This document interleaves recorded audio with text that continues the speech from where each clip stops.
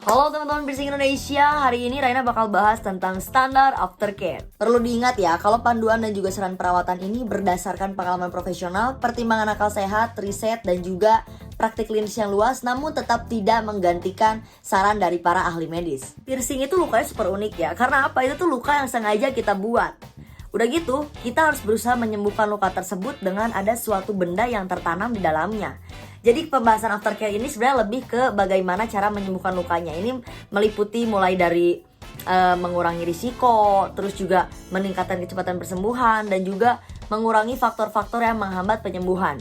Dulu itu katanya kalau kita mau nyembuhin luka piercing, itu luka harus dikasih alkohol sehari 2 kali dan juga harus diputar perhiasannya. Dulu ya, aku pernah dengar juga kayak gitu dengan alasan katanya takut si piercingnya lengket di daging, atau apalagi kalau di tulang rawan ya takut si perhiasan atau antingnya itu malah lengket di tulang rawan. Dulu kayak katanya gitu. Justru itu adalah cara yang sangat brutal yang kalian lakukan kepada piercing kalian. Jadi cara itu tuh salah banget. Super dimaklumi kalau misalnya kalian sampai bingung kayak gini nih. Hah? Kok kayak gitu caranya? Kata piercer ini gak kayak gitu kok. Kata piercer satu lagi juga gak kayak gitu. Beda-beda. Karena apa? Setiap piercer itu ada yang pakai cara kuno, ada pakai cara yang bahkan terlalu baru, ada cara yang malah terdengar kayak, hah? Seriusan di cara buat apa aftercare piercing? Kok serem banget, kayak brutal, gak meyakinkan. Banyak banget macamnya.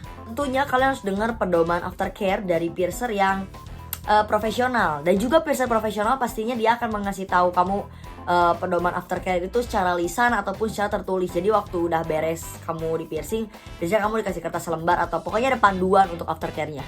Sekarang ayo kita bahas dulu gimana sih proses penyembuhan tindikan. Yang pertama itu ada fase peradangan, dimana fase ini kamu mungkin merasa pembengkakan, nyeri, pendarahan, yang kayak gitu-gitu itu terjadi di fase pertama. Yang kedua ini ada fase pertumbuhan, dimana jadi ada kulit baru yang tumbuh dari dalam luka sampai ke tengah permukaan luka. Jadi kulit itu tuh lapisnya biasanya sering disebut dengan epitel, dan itu tuh kulitnya tipis banget jadi mudah sobek.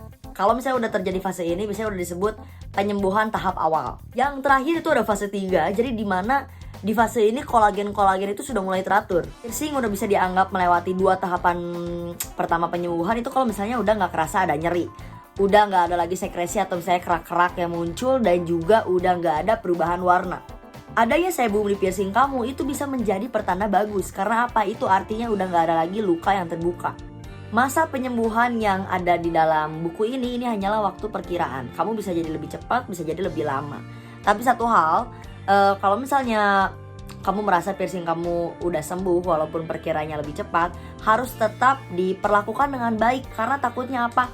Takutnya masih rentan dan malah jadi luka lagi. Aftercare yang aman dan tepat, kalian harus sangat menekankan diri kalian pada kebersihan, mempertahankan kebiasaan hidup yang sehat, menghindari trauma, berendam dengan larutan garam, dan juga membersihkan area tindik. Beberapa tindakan yang terkait dengan kebersihan itu contohnya adalah cuci tangan sebelum kalian mau menyentuh piercing kalian. Udah gitu ganti spray yang teratur, jangan biarin spray untuk tidur kalian kotor. Hindari juga hewan peliharaan kalian, kalau misalnya tidur bareng itu dihindari dulu. Terus juga jangan bertukar cairan tubuh, entah itu keringat atau cairan apapun, walaupun kalian itu adalah pasangan yang monogami. Lakukan juga disinfeksi kepada barang-barang yang mungkin sering kena sama piercing kalian. Contohnya nih, kalau misalnya kalian di piercing di telinga, tolong disinfeksi itu misalnya earphone ataupun apapun pokoknya yang berhubungan sama si piercing kalian. Kalau keringat dan juga cairan tubuh kamu itu aman-aman aja ya buat piercing kamu. Yang wajib dihindari adalah cairan atau keringat dari tubuh seseorang, pokoknya orang lain. Buat kesehatan, kalian harus istirahat yang cukup. Terus juga jangan lupa asupan vitaminnya, entah itu vitamin B, vitamin C, atau zat besi, apapun itu. Minum air putih yang banyak, olahraga. Terus juga kalian hindari dulu rokok, alkohol, kafein. Pokoknya hidup sehat sesehat mungkin. Kalau untuk mengurangi trauma dan gesekan, yang pertama, pakailah ukuran perhiasan yang pas dengan ukuran piercing kamu. Terus kalau kamu udah pakai perhiasan yang pas dan juga berkualitas tinggi, jangan iseng-iseng suka ganti-ganti perhiasan dengan alasan bosan kalau belum sembuh total, itu dihindari dulu. Udah gitu kalau perlu juga kalian mesti ganti posisi tidur.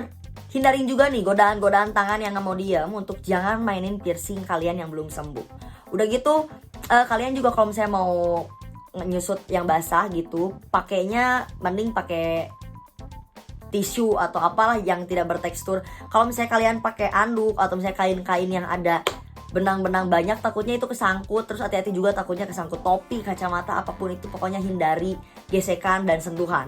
Dan jangan bersihin perhiasan kamu secara kasar.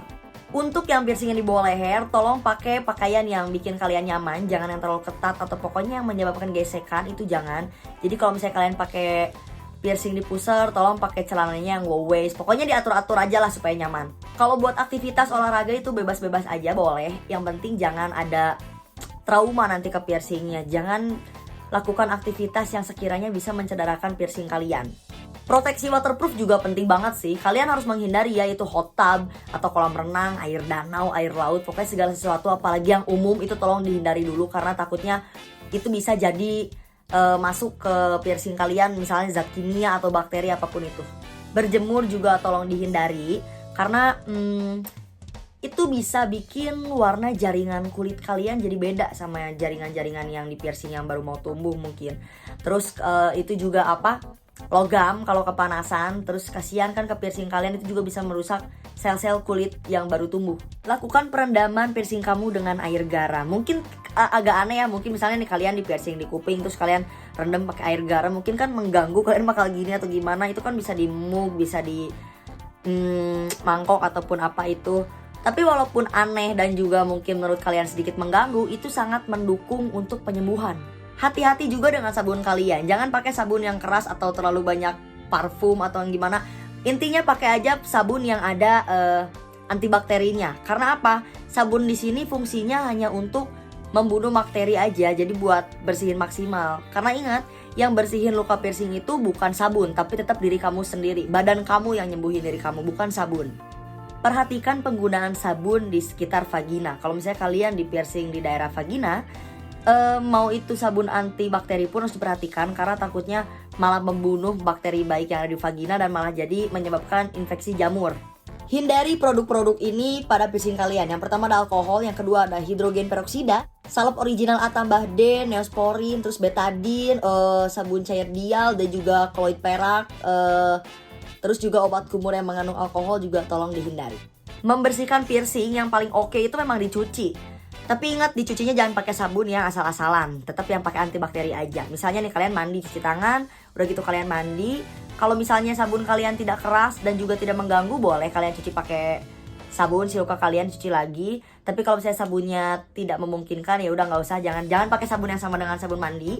Yang paling enak sebenarnya dikasih uap dulu, dikasih uap air hangat, karena itu bisa bikin si keraknya jadi lebih lembek. Buat aftercare di oral piercing, kalian wajib banget istirahat. Jadi gak usah terlalu banyak bicara ataupun menggerakkan perhiasan kalian. Udah gitu es batu juga penting banget. Es batu, es serut, pokoknya isep aja atau makan atau dinikmati lah itu es batu ya. Udah gitu ketinggian juga perlu. Jadi kalau tidur, kepala kalian harus lebih tinggi posisinya daripada badan kalian. Itu bisa mengurangi pembengkakan semalaman. Terus juga minum obat antiinflamasi yang non steroid sesuai dengan petunjuk di kemasannya. Aftercare paling utama di oral piercing tentunya adalah kumur-kumur, pakai obat kumur yang antibakteri. Tapi jangan terlalu sering juga kalau misalnya obat kumur kalian itu keras, karena bisa mengurangi flora normal dalam mulut. Jadinya nggak baik juga, malah mengurangi pelindungan lah pada mulut kalian. Terus juga buat kalian yang punya hobi gigit-gigit jari, gigit-gigit kuku atau masuk-masukin benda asing ke mulut kalian, itu tolong stop, jangan dilakukan lagi.